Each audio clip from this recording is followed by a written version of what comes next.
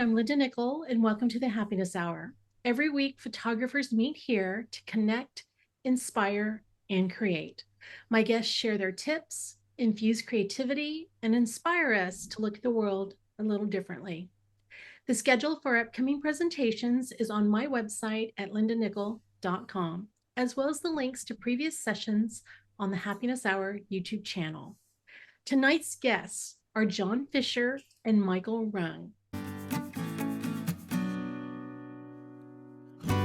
Both Jon and Michael are nature and landscape photographers based in the Dallas-Fort Worth area. Their interest in photography forged a friendship that has taken them to many national parks and off-the-grid public lands in their adventure treks. They are a couple of talented photographers and agree on most things related to making pictures, except their approaches to post-processing their photographs. In tonight's presentation, Nature Photography Editing Workflows, Jon will demonstrate his approach using Photoshop, while Michael will show how he edits solely in Lightroom Classic. If you're on Instagram, you can find Jon at jfisherphotography and through his website, jonpfisher.com. And Michael is on Instagram at Michael Rung Photography. You can subscribe to his Michael Rung Photography YouTube channel, and you can always reach him through his website, michaelrungphotography.com. Welcome back to the Happiness Hour, guys.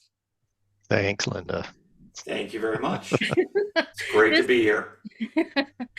I hope I don't regret this. You won't, I promise. Okay, so before we hit record, this is something that I wanted to do a long time ago because I've seen Jon edit photos while we were on a trip, and he plays around in his little Photoshop world, and it blows me away. And the work he produces is amazing. And Michael, because I spend more of my time in Lightroom, I kind of enjoy watching your YouTube channel. And just kind of, though. And I'm going to say this because you dumb it down for people like me. I'm not technical, but you're very good at explaining things. Maybe some things I don't need to know, but you explain them where it makes sense, and it's easy to apply to some of the stuff I want to do. So I'm glad to have you both here.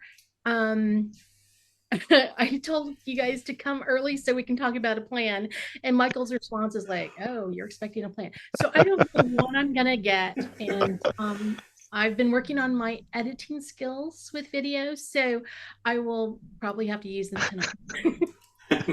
All right, with that, you guys go ahead and start. All right, Jon. So speaking of our grand plan, you said you want me to go first? Yes, that would be fantastic. All right. And then I'll follow in your footsteps. You'll try. And so it begins. Okay.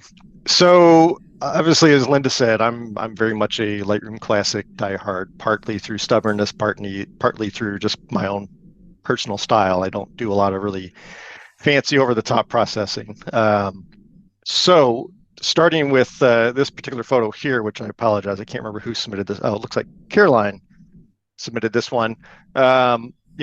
When I'm first looking at a photo like this, I'm really looking at what are the opportunities to draw out the focus. And obviously, it's a little harder when you're not the one that actually took the photo, because I don't know what the intent was necessarily or what might have drawn their eye in or what have you. This one, it's pretty clear. It's the mountain range in the background here. But for me, from a processing standpoint, I've shifted things significantly over the last few years. I used to do a lot more very detailed, fine work, what have you, whereas these days I'm more about let's get in and get out and get back out in the field, do some shooting or work on some other things.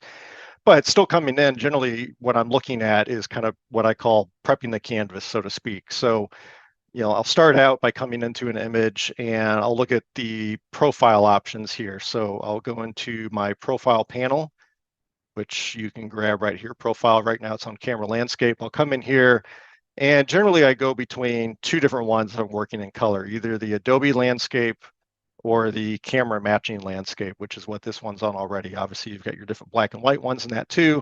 But I'll take a look at these different ones and see kind of as a starting point, which one do I prefer? A lot of times, especially with Canon files, I find that the Adobe landscape works a little bit better because the Canon ones can get a little punchy sometimes, especially with greens and blues. So I'm going to bump this over to the Adobe one, close back out of this. Generally speaking, for my own shooting and the types of things I shoot, I usually bump the white balance to daylight and then bump the purples up. Whoops, got a little excited there. Bump the purples up to 15. So it puts the temperature at 5500 and the tint at plus 15. It's generally a pretty neutral starting point for shooting in daylight.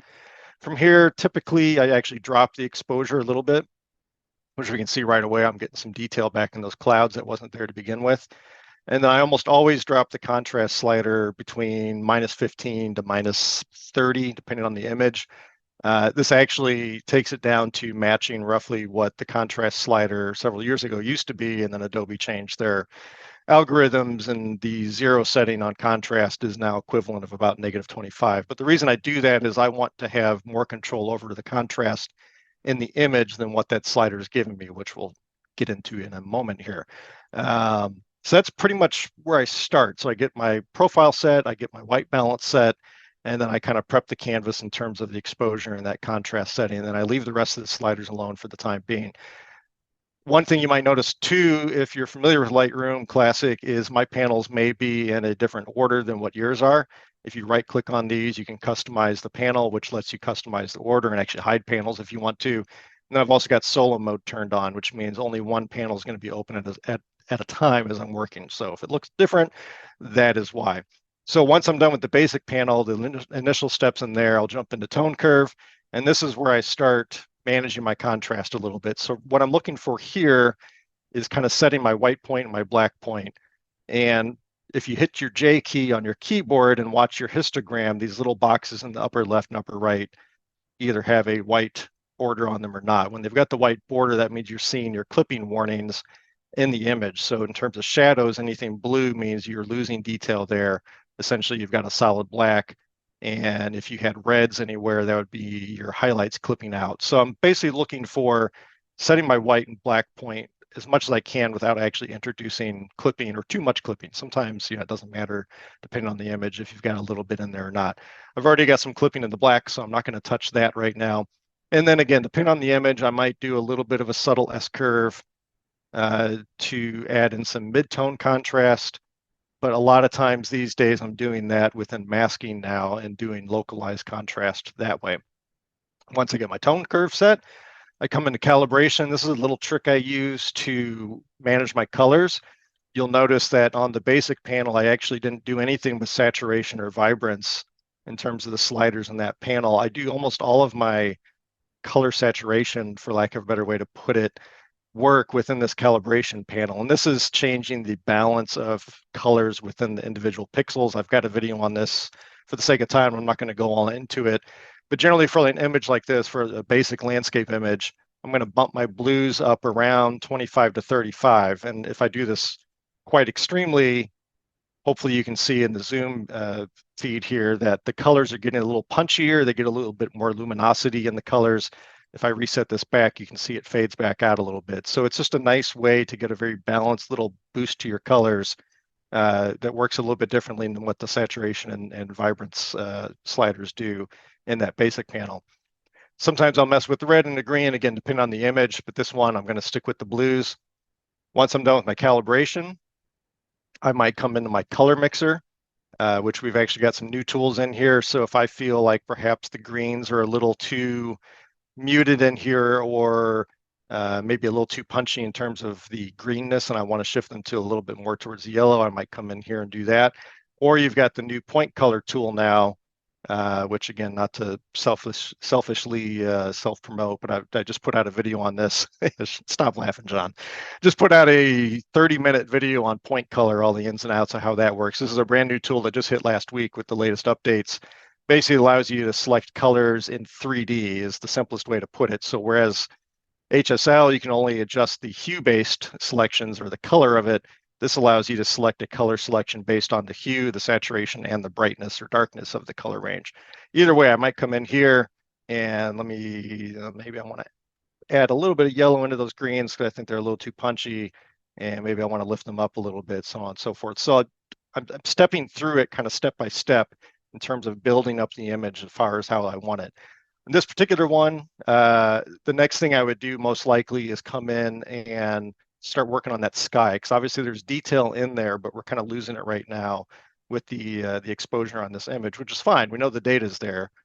We just need to pull it back in. So I'm going to create a sky mask, and it'll detect the sky. If I hover on that now, you can see where I've got my selection made.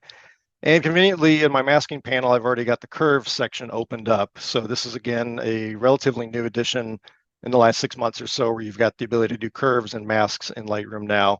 And again, I'm kind of looking to set my white and black points in this sky now, in the sky mask. But I'll also come in and use the target adjustment tool, which is this little circle icon.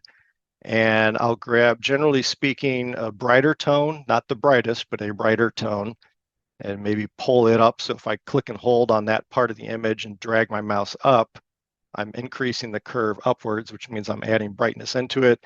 And then I'll come out and select a darker part of the sky here and click and drag down.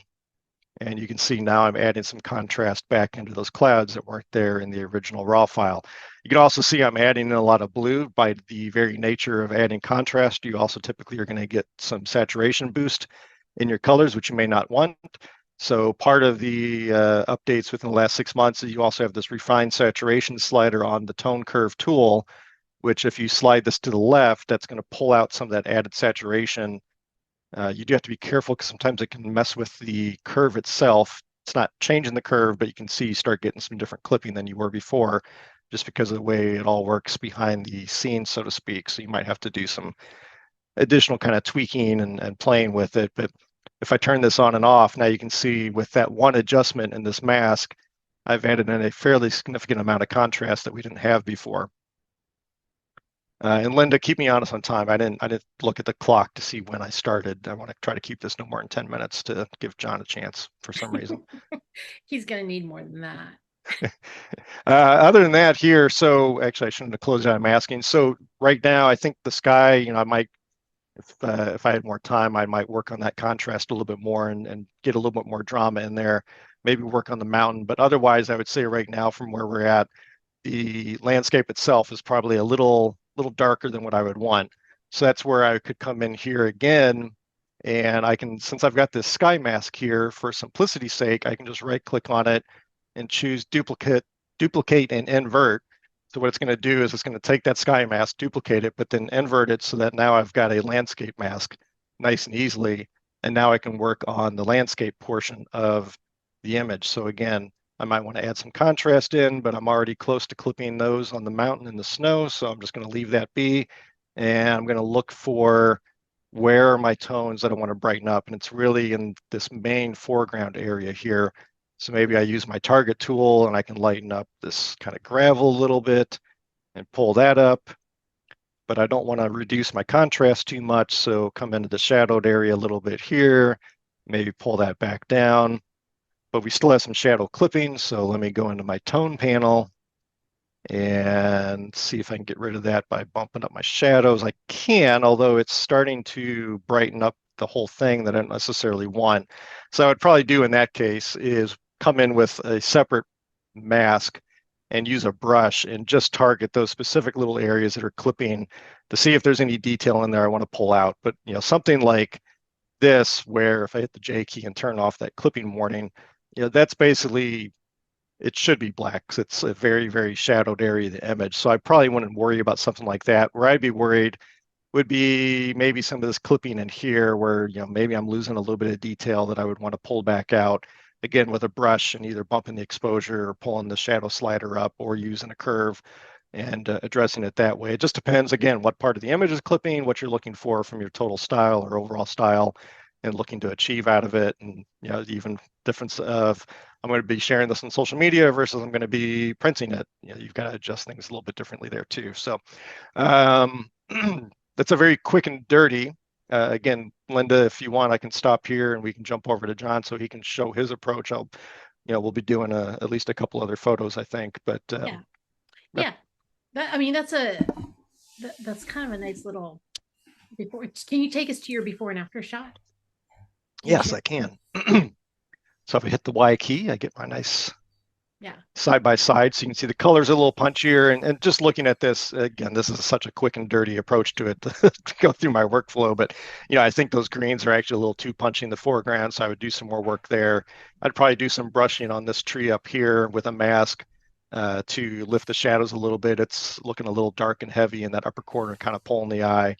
I might work on the mountain in a mask to work on pulling some contrast in the snow details and things like that. But from a very high level, that's the general workflow I go through, is kind of building up step by step and getting to the end version. But also, and I think everybody probably approaches it this way, but once I do my masking and other tools within here, it doesn't mean I never go back to my basic panel just because that's the first thing I do. I might come in here and say, well, I want to add some whites in, or I want to lift the shadows over globally or whatever. It's all iterative, and you just work it and massage it and get it to where you want, depending on which panel you need to use. Sounds great. That looks great too. Big difference. Yep. Thanks, Michael. All right, Jon Fischer. Yes, I will share my screen. And let me get this photo up. All right, a very similar approach in the Lightroom portion of my editing workflow to what Michael Rung did. The main difference is, for me, is I'm approaching this in a section by section area in the photo. So, this is the original photo that Michael Rung started with. This is the before. And basically what I realized looking at this is that I wanted to edit in two different areas. I wanted one edit in Lightroom for the upper area, the mountain and the sky. And then I wanted a separate edit for the foreground, because as I was editing for the sky, I was getting effects in the foreground I didn't like, and vice versa. I couldn't find that balance, and I wanted to be able to refine these things in a very specific way for the foreground versus the sky. So I was basically, the first thing I did was I made a duplicate copy, and I started editing them separately, one for the foreground and one for the sky. And for the sky version here, basically I dropped the highlights all the way down so I could get as much detail in the sky and the mountain as I could. Brought my shadows up to get a lot of that detail in the tree over here that Michael Rung was talking about. And just went through a little bit of dehaze. Unlike Michael, I add a little bit of saturation typically, or actually negative saturation, a little bit of additional vibrance. In the tone curves, very similar to him, I do a little bit of work in here. Mostly I bring up the highlights just a little bit. I like this light slider just to turn the lights on a little bit in the image. And like Michael again, I do a lot of work in the calibration panel to do a lot of that color saturation work to really bring the color out. If I click this eyeball here and turn it on and off, you can see just how much more color there is in this image for an off versus on.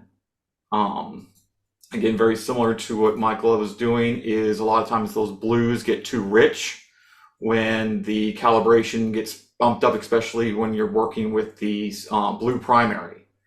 So another thing I typically do is bring that blue back down a little bit. And that's mostly what I did for this upper section.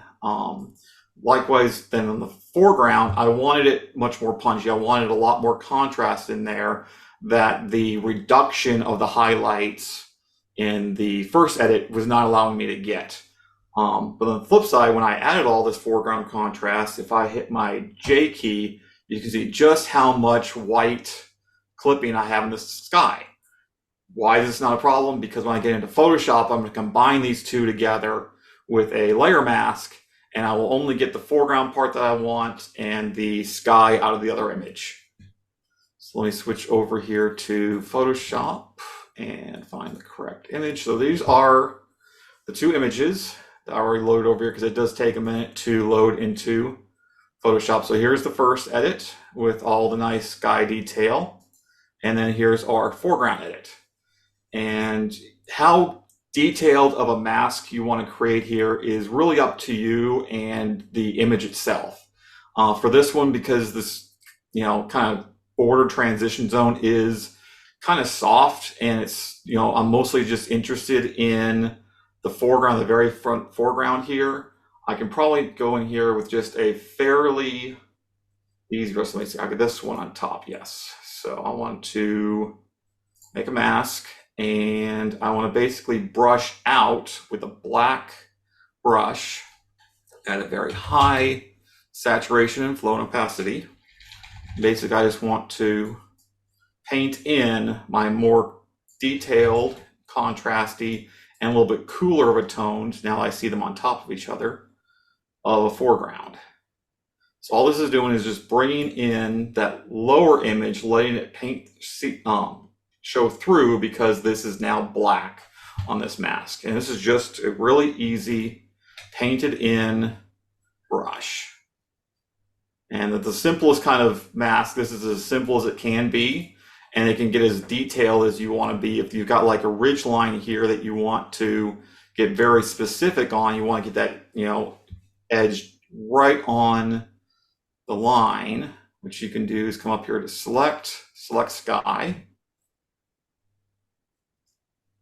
Give it a second, and it'll automatically fill this line. So all I'm really interested in is this far left edge here. I'm going to go back into my mask, and I want to make sure I'm painting white, and I can make sure that anything that was, actually it's the inverse there. So Control Shift inverse. So this is the edge I want, and be painting black, yeah. Then deselect, Control D. And you can see here, now I got a real sharp edge here. I went a little bit over there. I can always easily just paint that with back to white. So masks are infinitely customizable, infinitely refinable. You can always go back and adjust them however you want, endlessly, until you get just the way you want it. So that was a real quick layer in there for those two things. And looking over here now, I've got my punchy foreground with a little bit cooler, a little bit different color tone, and then my really nice detailed sky. But the colors are just a little bit dull here. So one thing I like to do, so I will hit Control Shift Alt and E to make a stamp visible layer, if it'll let me. Why aren't you working? There it goes. Okay, so basically this is just taking all the layers and combine them into one. And real quickly, I'm going to pop over to Nick Collection. This is Color Effects Pro 4. It's a nice plugin for Photoshop or Lightroom. The benefit of using it in Photoshop is that you can then mask it and do a lot of other things with it to just put these effects where you want. When I first started using it, I was only working in Lightroom. I would get this, and there was no way to more easily refine that back into the original image and only put it where I wanted it. And this is just a real quick, just a little bit of a brightening effect and a little bit of a warming effect through the sky. Just very subtle, but it kind of brightens and lifts the tones a little bit. When I come back over into Photoshop, this is going to be a new layer right up on top with those changes that I made over in Nick. It's going to take a minute.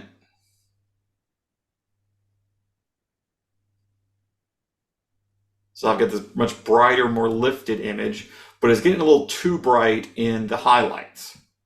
So I really only want to target this lifting into the mid-tone area. I want it to not affect the darkest areas and the lightest areas. So for this, I would make a luminosity mask. And to do that very quickly, I can use the, what I use is TK Rapid Mask. I'm still on a very old version 6. Lumenzi is another very good tool for this as a plugin for Photoshop. I'm just going to click on these wide mid-tones, and it gives me a mask that looks like this. So this is deselecting the brightest areas here and the darkest areas here, and everything white is going to be what's selected. So this is going to basically limit this layer to just those tones in the mid-range of the luminosity. I'm just going to hit apply, and now I've got this layer just brightening those mid-tones and brightening them up a little bit. And then if I just deselect the mask, it gives everything. So you can very subtly see where it's just confining this change just a little bit to those mid-tone areas. Let's cheat here real quick and see what I did before, just real quick. Okay. Just for sake of time. So from here, I'm just going to probably do a little bit of dodging and burning work, just to kind of refine the shadows and push in the eye into that mountain just a little bit. So for dodging and burning, I usually use either a blank mask set to overlay if I want more of a punchy effect, more highlight, more shadow, or soft light if I want the effect to be a little bit softer, a little bit more muted. This is just going to be a real quick, just general, not really a vignette, but just kind of a darkening of certain areas, and it's going to be just to certain areas, not really a circular effect like a vignette would be. So I'm just going to take a soft brush here at a much lower opacity than 100%, usually somewhere around 20% if I can get this thing to listen to me. Why aren't you? Okay. Sometimes it doesn't like listening to me. It's not the only one, John. Yes, I know. There we go. Okay. Opacity 20, flow 20 is usually what I use for these just generally smooth effects. And I'm just going to paint here in the sky just a little bit, just to darken up the very edges. Just real softly, very subtly. It's a lot easier to go over multiple times than have one pass that's way too strong. And you can just kind of build it into certain areas where you want the clouds just a little bit darker. And here, and come down to the very bottom, just a little bit around the edge. So this way, I can just affect the very bottom corner over here, or a much broader area across the top to start bringing in the viewer's eye into the area of the image that I want them to look at. So this rock over here on the far left is a little dark, so let's paint over it a couple times with this black brush on soft light and just kind of reduce how much that rock draws the eye over in the corner. And then some of these shadowy areas I'll paint in darker just to add a little extra, lines, leading line almost, bringing you forward into the image. You kind of paint almost a leading line into the image if you've got some shadows already there. So with that, I just kind of bring that, okay, that bottom edge might be a little bit much. So let's come over here and paint it out a little bit. And then likewise, if I wanted to lift certain areas, I come in with an overlay, set it to white, and I can make a smaller brush. Again, it won't listen to me. I blame Zoom. Okay, there we go. And then I can just paint in a few areas with a white brush. Almost would help if I'm using the right tool.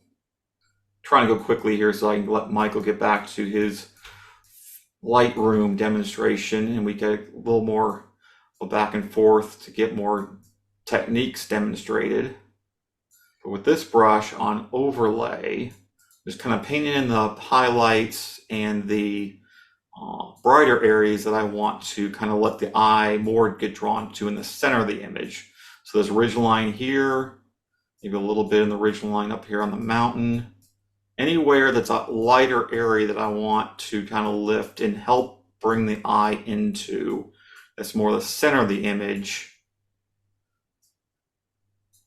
away from the exterior. That just helps bring the eye in and keep the eye in your image longer. So that's on and off of this overlay layer. Painting a little bit here on the tree helps lift those shadows a little bit more and get a little more detail in there and make it more of a feature element than just something that's a dark blob on the corner. And because this doesn't affect really dark so much because the way overlay works, I don't have to mask too carefully.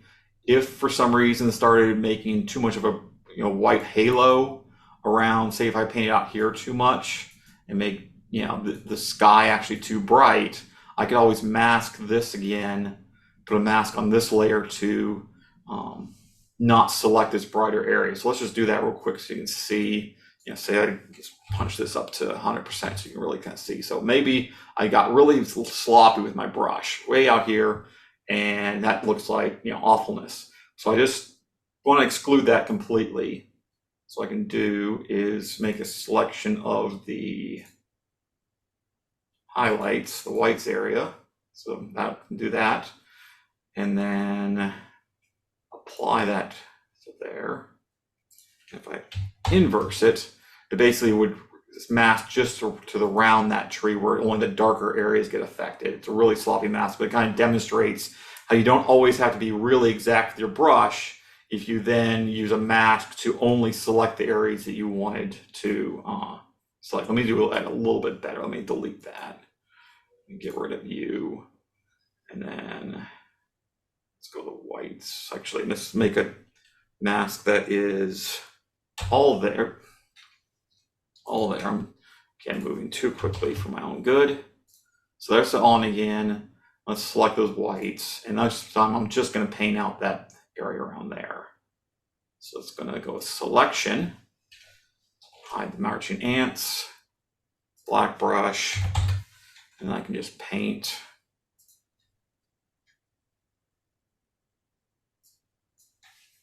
I delete my. Anyways, this thing's acting weird on me. There's a little bit of a rush through, but it kind of demonstrates a different idea of using a dual processing technique in Lightroom that is then combined in Photoshop and then lets you refine and build on top of that dual editing process in Photoshop. And with that, back to Michael. So real quick, Yes. John, somebody asked, Darlene wanted to know, why do you stamp visible layers? Can you answer that? The stamped visible layer basically takes all of the layers below it that you're seeing and puts it on one layer. Say, over here I've got a bunch of different layers, but there's just a little bit of, there's not everything combined. I'm looking through multiple layers to see what I'm seeing on the screen. But if I wanted to take it, export it into Nick and to another program, if I just export this top layer, all I'm going to get is a white screen or some black or something that looks like this. If I don't stamp visible and combine all those layers into one pixel layer that then can be exported into another program like Nick, Color Effects, Silver Effects, their Define program, any of the Topaz, you want all those pixels combined to go into those other programs. Okay, thank you. Yep. All right. Michael, do you want to come back? Michael, yep. Why don't you skip? I think the next one you guys had was that little house on the hill. Why don't you skip that one for now, in because of lack of time here? Okay, I can do that. Let me get sharing again. It's amazing how fast doing editing fast can go. Hopefully we're not getting too fast and losing people. All right, so let me make sure this is reset because I was playing with it earlier. It is.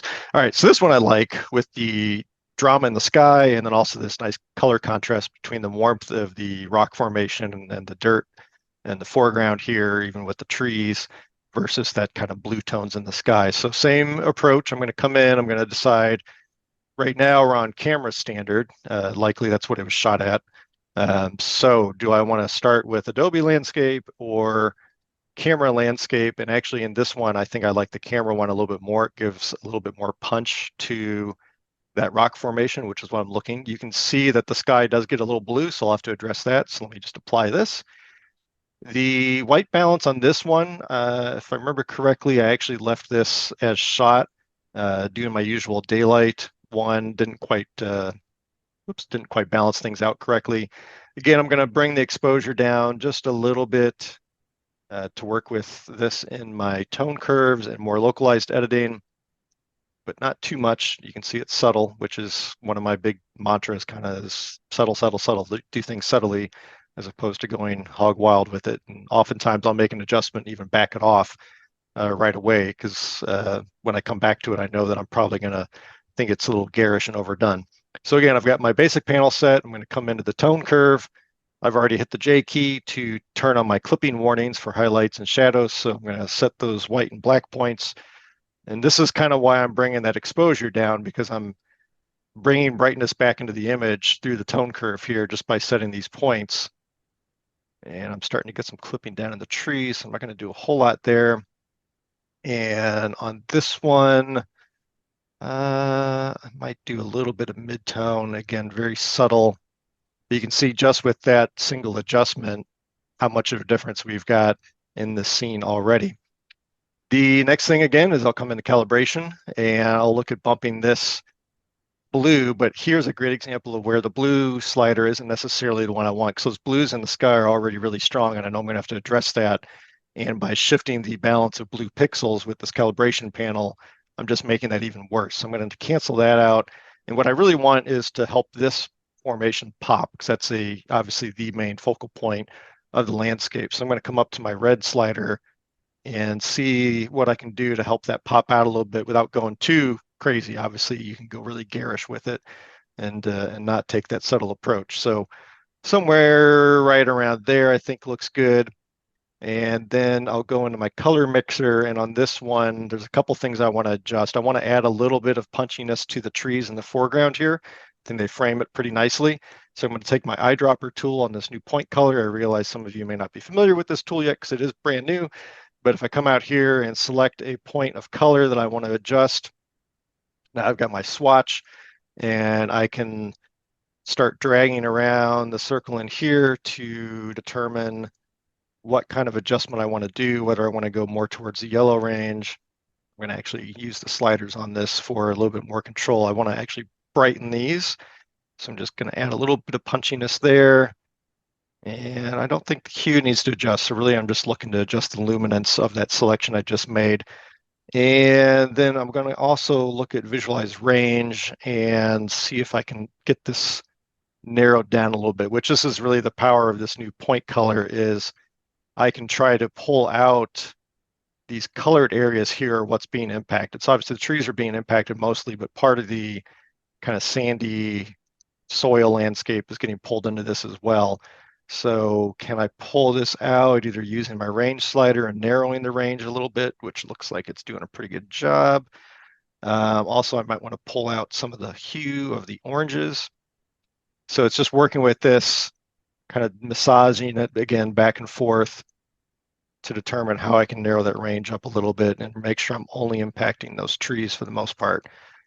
And now we've got a before and after of this. You can see it's still impacting the landscape a little bit. So in perfect world, I'd probably come in with a mask and do point color within a localized mask. So I'm truly only getting the trees. But again, you can see a relatively simple adjustment, helping those trees pop out a little bit more and balance that landscape out. The other thing I can do is you can do up to 8 different color swatches on the point color. So maybe I come out to this rock formation and I select those oranges. And again, maybe I want to punch up the brightness on that a little bit because it's in sunlight, it looks like. So bump that a bit. Maybe we bump the saturation just a smidge. And again, just very subtle adjustments to help that thing really start jumping out and make that the emphasis of the screen. I'm doing a little bit over on this just for the sake of helping it show up on Zoom, but you get the point. Just primarily what I've done so far that have made the biggest differences is the tone curve and then that color mixer adjustment, or those 2 color mixer adjustments. The other thing I do with color mixer is I could use this to come in and attack the blues. It's going to pull out the blues in the landscape as well, which is a little strong. So let me bump back in here and we'll just pick a blue tone and we can desaturate that a little bit. We don't lose the atmospheric haze back here, but we lose that really heavy blue tone that was introduced with some of the other adjustments I've done. So I can kind of balance that out. But again, ultimately what I'm going to do is I'm going to create another sky mask, just like I did in the last one. And let it do its thing, make the selection. I can do a quick hover to feel or to gauge whether it did a good job of masking, and it has. And again, what I'm going to do here is first I'm looking at, I want to increase the drama in the sky. So I'm going to look at pulling in the white point a little bit.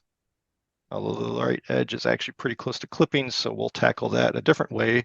but I can definitely pull in the left side. And you can see now I'm getting all this drama added in with a relatively minor adjustment. Again, I can use this target adjustment tool, which is the circular icon here. And now I can come out and kind of pick, again, not my brightest tones because I don't want to lift those up anymore because they're so close to clipping, but maybe like right in here, I can pull that up a little bit, and it's pulling up the darks as well, which I don't want necessarily. So again, I can come back into kind of a mid-range tone and pull that back down. Again, we're getting a lot of blues, so I can use the refined saturation slider to pull some of those blues out. But even if I pull this all the way over, it's introducing some clipping over there on the right as I pull the color out. But even if I pull it all the way over, it's still a little, it's not terrible, but maybe it's a little blue there. So let me pull this back up a bit, and I can tackle this just with a general adjustment. I could either look at maybe warming the sky up a little bit to offset the blues, or obviously I could pull out saturation, which is going to take those blues out a bit as well. And then I'll come back into my curve. Maybe I want to pull those, pull those darker tones back down a little bit. Just let's go really dramatic with this kind of stormy looking sky. And again, just a few quick, simple adjustments, and we've got a pretty nice balance. Now, I've probably gone over the top on what I've done with the landscape here. So again, this is where I say it's iterative. I make an adjustment, and then that can change the entire balance of the image. So maybe I need to come back into my main global adjustments and go to that color mixer panel again, select the orange selection I made, or the orange swatch, and let me pull that luminance back down, maybe darken that back up a little bit to get a little better balance. Maybe actually pull that saturation down into the negatives just a smidge. Again, just going by feel here, what looks right. And one thing I always do, which I can't do for the sake of the demo, is I'll step away for half an hour, several hours, days, weeks. I don't necessarily go that extreme anymore these days, but I'll step away, give my eyes a chance to kind of reset, because you kind of start going blind to the image after a while. And I'll come back with it fresh eyes. And again, maybe I come back to this tomorrow and I go, oh, you know, I think I pulled those oranges down too much, and I'll bump the oranges back up. So again, it's give and take, but the fresh eyes thing is probably the biggest thing I can do. The other thing I would do is use my color grading.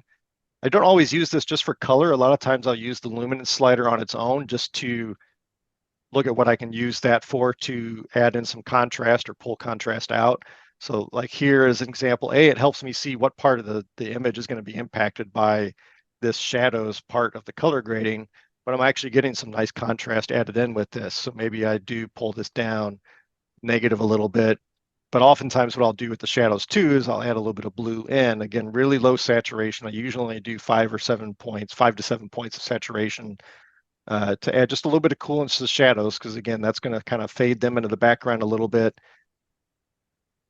And pretty subtle, but hopefully you can see as I'm turning this on and off, there is just that little bit of difference in terms of the contrast in the landscape, as well as adding a little bit more depth and darkness into the sky. And then I'll come over to my midtones selection, same thing. What can I get by dropping or raising the luminance in the midtones? Again, I think if we look at that's the baseline, maybe pull it back just a smidge. Again, very subtle. I don't want to go over the top. Usually on the midtones, quite frankly, I don't do any color adjustments. Again, it's always going to vary from image to image, but a lot of times I'm literally just coming into the midtones part of color grading strictly for that luminance slider to get a little extra punchiness. And again, very subtle. I don't want to go over the top crazy with it, but just making that nice, again, building upon each step and building the image up to what I want it to be. And again, I can use the luminance slider for the highlights portion. I'm usually pretty subtle with this because it works differently than, say, using your highlight slider, exposure slider, or whites. It's a different algorithm in terms of how it's adjusting the lighter tones. So I tend to be pretty cautious with the luminance slider on the whites. And then oftentimes I will add a little bit of warmth into the highlights as well. So this is kind of the old split toning trick where you're adding warmth into your highlights, coolness into your shadows, but again, still very subtle, very low saturation range. So you can see, well, I can see it. I don't know that you can see the difference.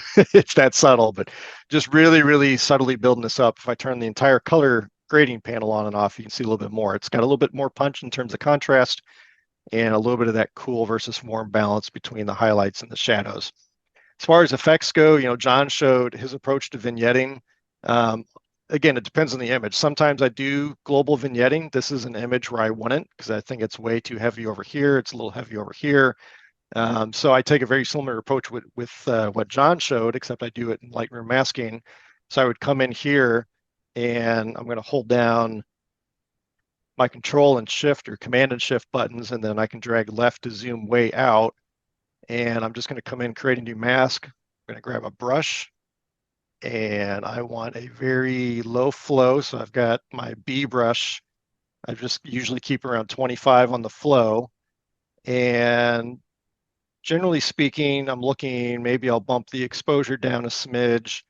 I'll pull shadows down a smidge. I've actually got a custom preset that I made for masking for a vignette. So I can select that as well. And it's a little bit more aggressive. And I paint this in, I paint this in very gingerly. Again, much like Jon was within Photoshop, I am using a very large brush with a very low flow. I've got my feather turned all the way up, and I'm really only going to be working with the feather portion of this. I went and made my brush too big, but again, I'm just kind of kissing the edges of the image, to Jon's point, to help draw the eye in centrally a little bit compared to where we started off. But now by doing it with the brush like this, again, I'll actually give Jon credit, but I can control where I'm applying it as opposed to it being applied on all four corners, essentially, as that global vignette tool does. Now, if I turn this on and off, you can see it's subtle. I'm mainly addressing this brightness. I felt that brightness in the upper right was a little too much, so I wanted to bring that down a little bit to keep the eye from drifting up there. Maybe add a little bit more on the bottom part down here. But otherwise, I'm just helping guide the eye to where I want it to be. And if I hold down my space bar and click on it, now I can zoom it back out and look at the before and after there. So again, you can see it's just a very subtle way of helping control where the viewer's eye is going to go. Let's see, anything else on this particular one? Again, I'd probably come in, I wouldn't necessarily look at adding contrast in the background of the landscape, because that's going to take away some of the depth of the scene and compete with this a little bit. So I don't know that I would do a whole lot else to this particular image. Like I said, I probably, for that tree adjustment I did, I might do that in masking, so I'm not having to worry about impacting any of this landscape. I think as it is right now, it looks pretty good. If I do before and after, there's where we started, and there's where we're at now. So you can see a lot more drama in the sky and a lot more punchiness in that that foreground landscape to really help that rock formation jump out at us. But my goal is always, I want to help convey what I saw and experienced and felt without going too crazy and misrepresenting what the scene was. And this may not be totally accurate to it. It doesn't mean I'm going for a one-to-one representation of the scene, but a one-to-one representation of how I felt the scene, if that makes sense. And we can do side by side as well by hitting the Y key. So you can see, again, a lot more drama and interest in the sky now compared to where we started off. And I think on this one, that is pretty much what I would do on this one. I like this image a lot, actually. Okay. Not that I didn't like the other one, but I'm always a sucker for a big red rock like that. I'm going back to Utah in a few weeks, and I'll be looking at a lot of that stuff.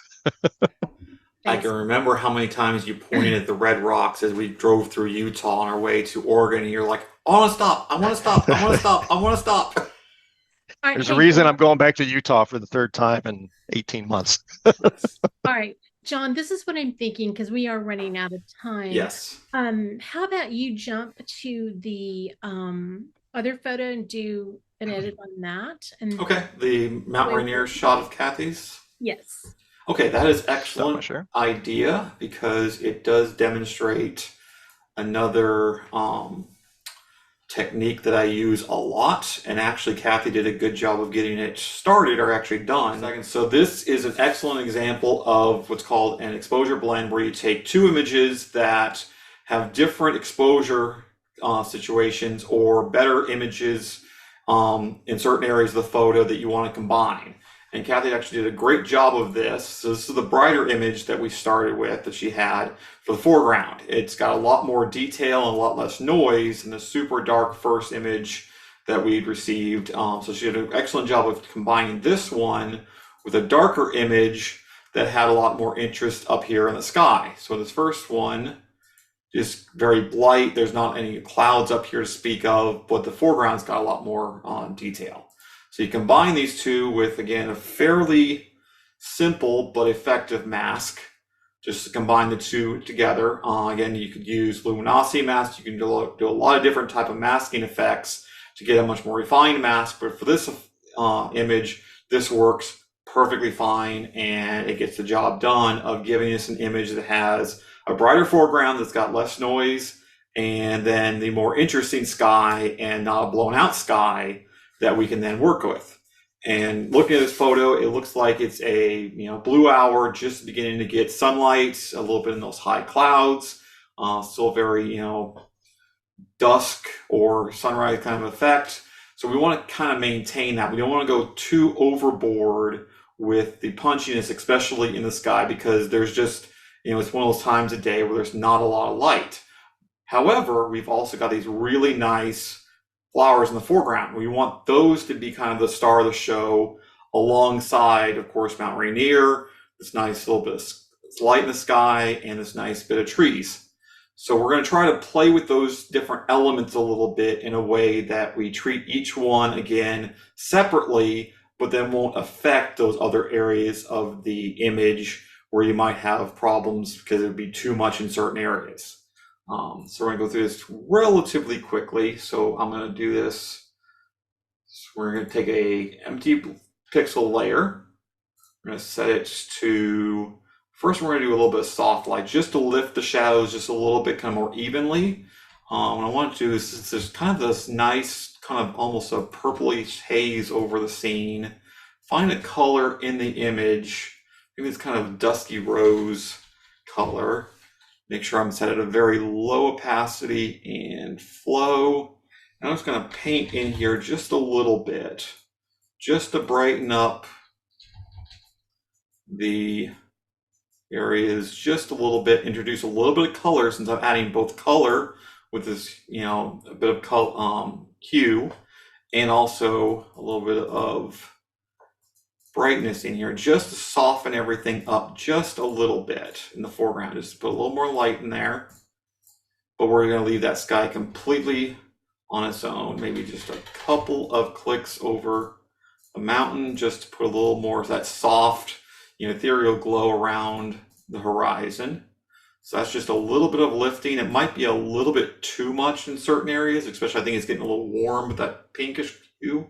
So what I'm going to do is I'm going to make a mask, and I'm going to use this TK panel real quick just to pick the darker areas, make that a selection. So basically it's now made a selection based on that luminosity mask instead of just applying it.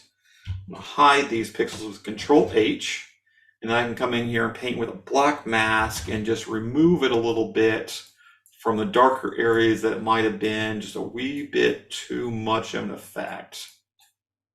So you can just kind of, put it in and then bring it back out just a little bit in the darker areas. And if I click over here with Control click, then you can see my mask that I basically created with that selection. And as I will attempt not to do, which I always do, is remember to deselect with Control D. So I've now deselected that selection that I hid. And now we've got this layer, and I'm going to come back in now with a quick overlay layer. I'm going to do pure white because I think that last layer had enough color in it. And I'm just going to, let's do a quick mask again. Just pick these flowers, just the brightest areas. I'm just going to straight up apply this.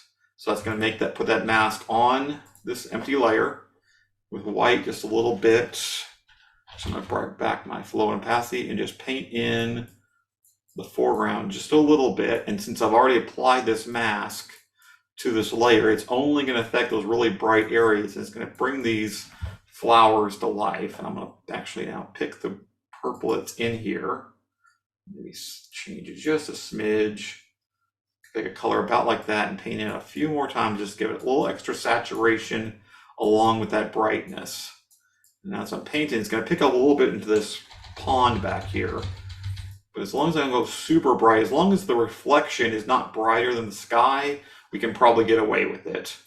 And again, maybe move this down just a little bit and paint a little bit into Rainier, just a small brush. Just pick up a little bit of extra alpenglow and color on Rainier. Back here, a little bit down in this foreground valley. Go forward and back on this. It's just, it's brightening up that, it's cleaning up the color and the little bit of a dinginess almost that was in the snow cap, making that a little bit brighter, making that more of a focal point of the image, along with these nice flowers. So that's a real quick, just clean up that foreground. If we had a little more time, what I'd probably continue is maybe then turn my attention to the sky a little bit. Try to bring up these pinks a little bit in the sky. So let's see this mask real quick. So I'm selecting a bit of that pink more than the other stuff. So what I'll do real quick, just see if we can get it. I'll pick this pink, go real bright, and just brush over this with an overlay layer just a little bit. I don't want to desaturate. One thing with overlay, when these subtle things, you start losing the saturation unless you kind of pick more of a color. But it is kind of a balancing act to brighten the clouds without losing the saturation. So that picks up a fair bit. We are losing the blues a little bit behind there, so we'd probably make another layer for a little bit of soft lights to then bring the blues and the darkness back into the background. And sometimes it's like Michael will say, it's an iterative effect, either going back over the layers you've created and refining them further with either changing the mask, refining the mask, or just painting back over or erasing, or sometimes if it's too much, just reducing the opacity itself. Let's see here, if I just do real quick, and then we'll wrap this up. Find this blue, go with kind of a dark, and just kind of paint along this top edge here, just to kind of bring a little more darkness. And again, helping that eye stay where we want it in the image, which is in your landscape and in the areas of the photo that you kind of want to be the focal points and the subjects of the image. Yeah, maybe just a little bit in there, just kind of soften, make that early morning ethereal kind of first glow of day effect back there in the background. So this was where we started with the foreground image, and we put in the better sky. That was a stamped visible layer. Again, basically taking those two first layers, combining them together into one pixel layer. If you wanted to go back into Camera Raw, you could use that to do that, or into any other third-party program that then would affect all the pixels in there. And we just use a couple of very simple dodge and burn layers to paint in areas where we want light, where we want a little more brightness, a little more color. We could go again the other direction with more contrast if there was areas we wanted to darken up. So it's just kind of, again, that layering effect that we kind of build up the edit and in different areas and very pinpointed and targeted selections. Nicely done. Thank you. Let me get you to take your screen down. Let me just scan to see if anybody has put any questions in here. I'm sorry, we were running out of time, and I didn't want you. I noticed that there were still a couple of photos you didn't get to. Right. I apologize for that. It takes a lot longer. Yeah. Even I'm sure Michael will agree, but I sometimes spend 15, 20 minutes just in the Lightroom portion of one, and then I'll get to the point where I need to make another copy and edit a different area if I want to do a dual processing, or if I've got a focus stack. And then the Photoshop portion of my editing process can take between 20 minutes and multiple hours. So obviously this was a very high level, very quick, demonstrate a few of the techniques that we go into with the full workflow, especially when you get into the nitpicky of cleaning up distractions. If I wanted to remove some of the walking paths, a couple of the people in the foreground, zooming out, finding the bigger distractions, then zooming in, finding the narrower distractions, just kind of clean up the image. It's, the iterative process does take a while. And you, like Michael says, you want to be able to step back, come back to it, and just keep, slowly refine that image until there's nothing to add, but also nothing to remove. Well, Kathy says we didn't do any cropping. We ain't got time for that. Actually, the photo that Michael had edited, I had actually cropped that down into more of a 3:4 aspect ratio to make the red rock even more of a front and center, star of the image. But I did like the way he approached it too, with the full size, and he got a little more drama and contrast out of those clouds that I had actually cropped out portion of. Yeah, the only one I cropped when I was playing around beforehand was actually the one with the shed. There's the large shed, or the green hillside. The green hillside. There's a little like dark patch on the bottom. I pulled the crop up a little bit. That very bottom corner. I know which dark corner you're talking about now, and I was playing with that too. I actually ended up desaturating that after I did a whole bunch of crazy things, and kind of came with an edit I liked, but it was not the direction I first just wanted to go. That's one of those things, as you get edit, you find a fork in the road, you kind of peer down and you're like, oh, that's interesting. Mm-hmm. Well, this whole program was interesting. Man, I feel like I spent an hour with a bunch of nerds. Well, you basically did. So for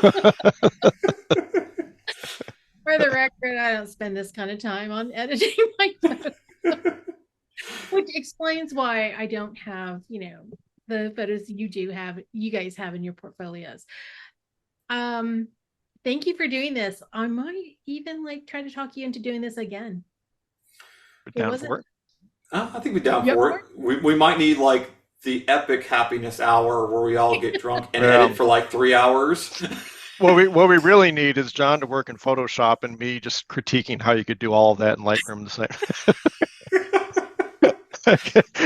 I was biting my tongue a couple of points. But John. No, some of the techniques that you showed and some of the new tools that are coming out with Lightroom are very interesting and very powerful. I will admit that they've come a long way with what you can do in Lightroom since I first branched into Photoshop most heavily. So I'll say they've removed a lot of the barriers that made me go into Photoshop. Yeah, the last couple of years they've done a lot. I will be the first to admit, which is why I go back to some of my older photos and rework them. Yep. Well, guys, thank you so much for doing this. I know you guys were actually working on this before we even had to, get on Zoom. So I appreciate the time that you guys gave up, because I know both of you had other stuff to do. So I truly appreciate it. All right, I'm going to link all their contact information to the notes when I post this to YouTube. Next week, Tom Schwabel will be joining us to share his presentation, Astrophotography, the Big Picture to the Distant Details. Until next time, go out and create something beautiful, and I hope that we see you again soon.